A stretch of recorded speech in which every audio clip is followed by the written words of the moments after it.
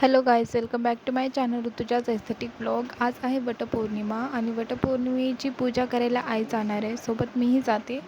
So मी इथे तयार झाली आहे तिकडे जाण्यासाठी. मी घातली ग्रीन कुर्ती आणि मी टिकली लावली, पण व्हिडिओ दिसत नाही आहे. आता आम्ही आलो इकडे. आम्ही पायी आलो आहे कारण घरापासून हे वडाचं झाड आणि हे मंदिर खूप जवळ आहे.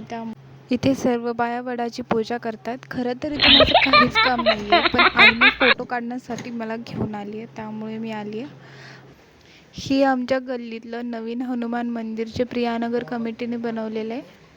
इथे सर्वजण वडाची पूजा करतायत. आई आहे, मोठी आई आहे, आजी पण आलेली आहे, साईडला बसली. मी आई मोठी आई असं म्हणते कारण मी जॉईंट फॅमिलीमधली आहे. जर तुम्हाला कन्फ्यूज होत असेल तर इथे आई पूजा करते कारण 7 जन्मी तिला पप्पाच हवेत म्हणून.